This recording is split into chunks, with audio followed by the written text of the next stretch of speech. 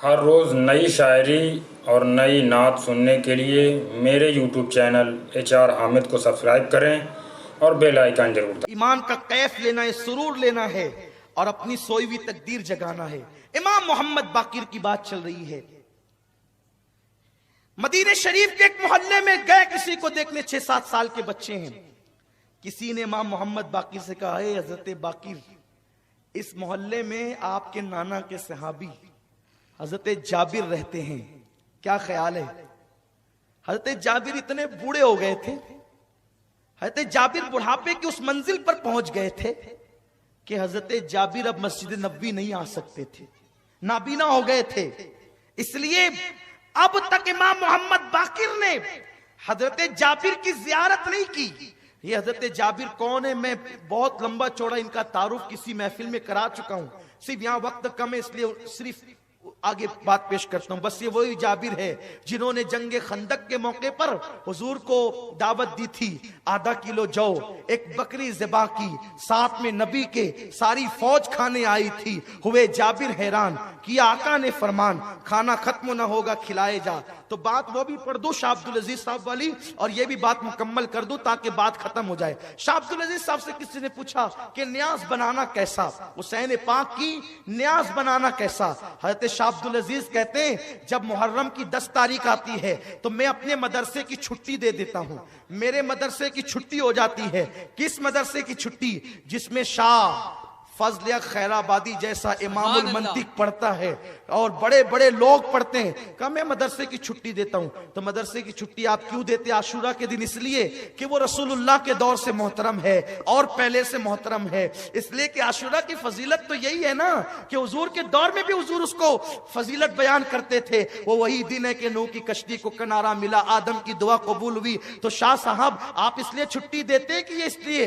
फरमाते इसलिए छुट्टी देता हूं कि उस दिन मेरे आका सैयदना इमाम हुसैन की शहादत का दिन है, और मैं जब मदरसे की छुट्टी देता हूं तो छुट्टी देकर तलबा को छोड़ नहीं देता, बल्कि सारे तलबा को जमा करता हूं और मैं अपने जाती पैसे से इमाम हुसैन की न्याज करता हूं, न्याज। और उधर न्याज तैयार होती है और मैं इमाम हुसैन की शहादत पढ़ता हूं, इमाम हुसैन का जिक्र पढ़ता हूं, और फिर ये होता है उधर न्याज बन रही है, इधर शहादत हुसैन का जिक्र हो रहा है। जब न्याज आ जाती है फरमाते हैं मैं इमाम हुसैन की बारगाह में फातिहा पढ़ता हूं, खाना सामने रखकर फातिहा पढ़ता हूं। फिर फौरन फातिहा के बाद खाना नहीं होता, हम सब लोग उठ करके खड़े हो जाते हैं और खड़े हो करके फिर हम इमाम हुसैन पर और करबला वालों पे सलाम पढ़ते हैं। सिर्फ नबी पर नहीं, आले नबी पर भी सलाम पढ़ते हैं। फरमाते हैं जब मैं हुसैन पर करबला का तसव्वुर करके सलाम पढ़ रहा होता हूं तो उस वक्त मैं अपने दिल के करीब इमाम हुसैन को पाता हूं, इमाम हुसैन की कुर्बत महसूस करता हूं। ये शाह अब्दुल अजीज साहब, न्याज का तसव्वुर यहां से, शरबत का जिक्र यहां से है। इमाम मोहम्मद बाकिर रदी अल्लाह तबारक व तआला अन्हु, किसी ने कहा हज़रत जाबिर आपके नाना के सहाबी हैं, इसी मोहल्ले में रहते हैं। कहा मैं अपने नाना की सहाबी को देखना चाहता हूं, जियारत करना चाहता हूं। उनसे कहो अगर वो इजाजत दे तो मैं आ सकता हूं, इजाजत है, आ सकता हूं। एक खादिम गया, ए हजरत जाबिर, इमाम मोहम्मद बाकिर जो इमाम ज़ैनुल-आबिदीन के बेटे हैं ना, आपसे मिलना चाहते हैं और वो आपके मोहल्ले में आए हैं। आप गुस्से में आ गए, तुम लोग क्या करते हो? अभी आकर मुझे कह रहे हो कि वो मिलना चाहते हैं। अरे मेरे मोहल्ले में आए थे तो पहले ही मुझे बता देते, मेरे मोहल्ले में आए थे तो पहले ही मुझे बता देते, मैं खुद जाकर के उनकी बारगाह में हाजिर होता।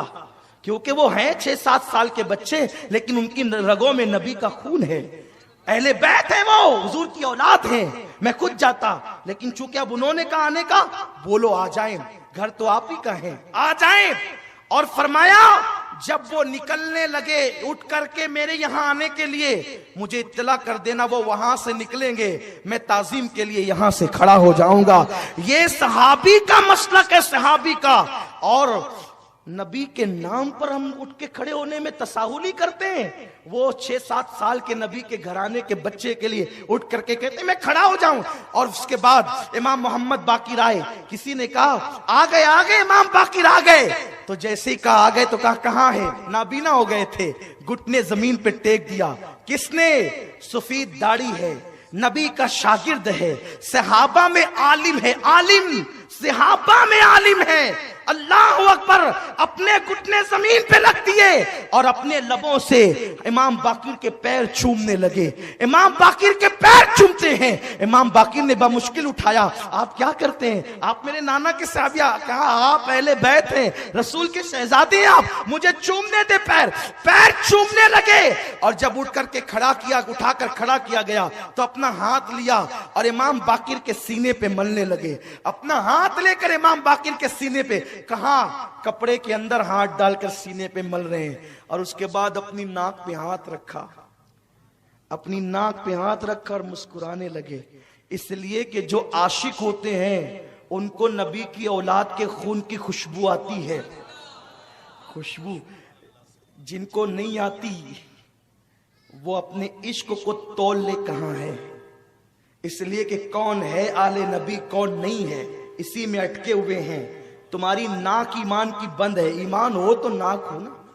खुशबू इमाम अहले सुन्नत को आई थी ना, आपने वो वाकया सुन रखा है। वक्त खत्म हो रहा है, बल्कि खत्म हो गया है, जल्दी खत्म करना है। 5 मिनट पहले हमारी शर्त ये है, खत्म हो जाएगी गुफ्तगू। सीने पे हाथ मला किसने? जाबिर ने। बूढ़े हैं, इल्म वाले हैं, बहुत बड़े आलिम हैं, सहाबी हुजूर के शागिर्द हैं, और नाक में हाथ रख करके खुशबू सूंघी।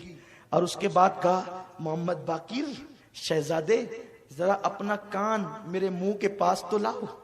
इमाम बाकिर ने कान ले गए। जी फरमाइए क्या कहना चाहते हैं?